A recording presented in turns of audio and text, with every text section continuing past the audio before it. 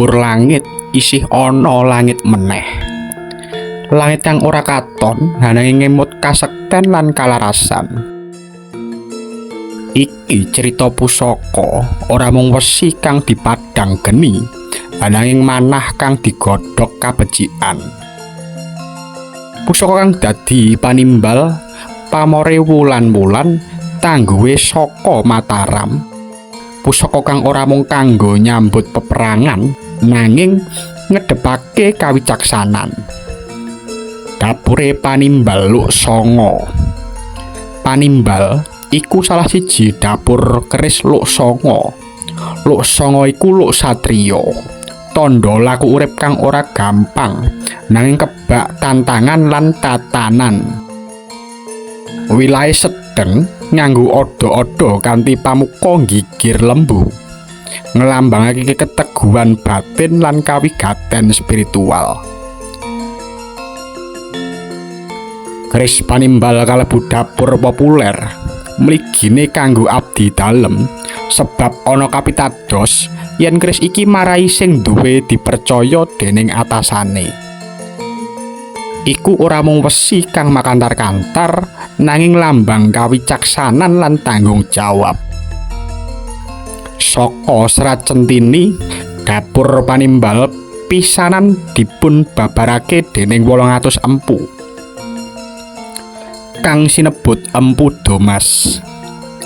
Nalika taun Jawa 1381 pungkasaning jaman Prabu Brawijaya.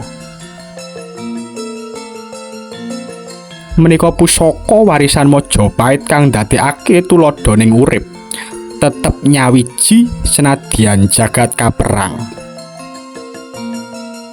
Pamore wulan-wulan.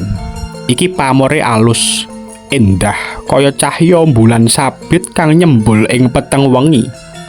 Dudu padhang kang gegerake, ananging padhang kang miyarsa rasa kang madhangi urip saka sajroning pepeteng. Pamor iki kedhapuk minangka simbol kasepen kang padhang, rasa kang sumunar, kewaspadan batin, pangilon diri, kecermatan mikir, lembut ananging landhep. Wulan iku ora madhangi awake dhewe, nanging madhangi liyan, kaya pemimpin sejati kang padhange saka pepeteng. Pamor wulan-wulan kapitados maringi ketenangan batin, pangilon spiritual, lan daya tarik alami marang sapa wae kang nyawiji karo rasa sejati. Tangguhe Mataram, gagah wicaksana tepa slira. Tangguh Mataram iku simbol kawicaksanan lan katentreman asal saka jaman Sultan Agung. Garape mapan, ayu gagah, ngemut rasa kapribaden luhur. Keris tangguh iki dadi lambang pemimpin sejati, ora mung wani nanging uga nguwasani rasa lan welas asih. Mataram iku ora mung prakara wesi kang diasah, nanging rasa kang diasuh. Tangguh iki ndadekake pusaka Panimbal luwih jero maknane, sebab ora mung agawe rasa keteguhan, nanging ngayomi lan ngemong kaya wicaksananing Rama marang anak putu. Tuah lan kegunaan pusaka Panimbal ya iku nuntun rasa, nuntun laku.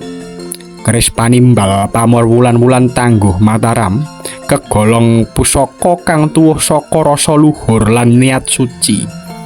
Tuwahe ora mung kanggo peperangan lahiriah, ananging luwih-luwih peperangan batin lan panggulawentah rasa.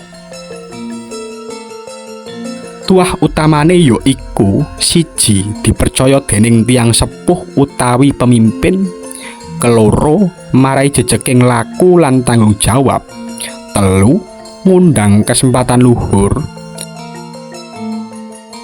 papat, ngopeni keseimbangan ati lan pikir; limo, madhangi dalan urip ing wektu peteng.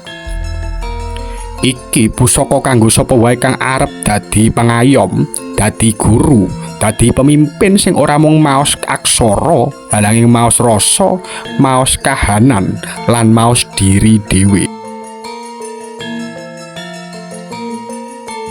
Panimbal wulan-wulan Mataram. Telung perkara kang nyawiji. Panimbal nuntun rasa kang kesasar. Wulan-wulan madangi peteng kang tanpa aran. Mataram nguwuh-nguwuhi kawicaksanan kang tanpa kikis. Pusaka iki ora mung gaman nanging guru sepi, swara rasa lan pengeling dalan bali.